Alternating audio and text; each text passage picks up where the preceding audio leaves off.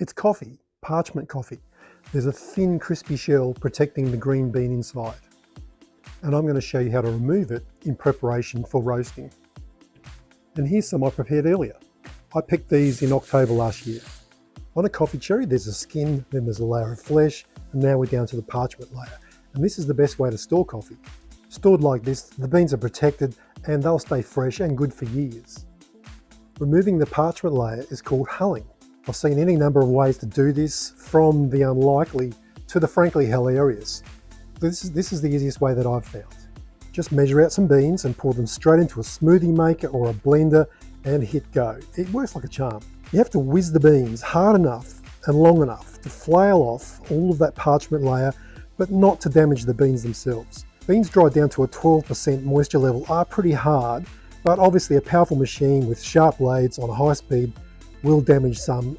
Also, if the beans aren't quite fully dry, some can be damaged.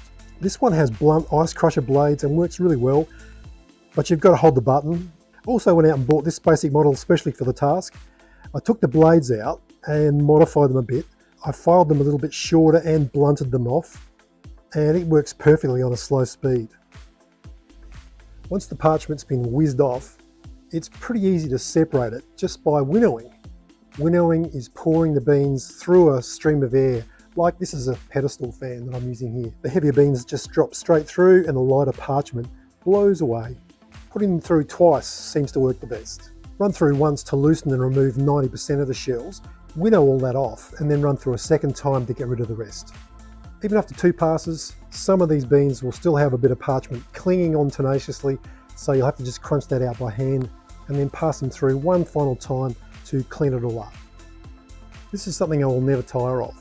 This is quite special. This is homegrown, hand-picked, single origin green coffee beans. They already smell amazing and they're going to taste delicious.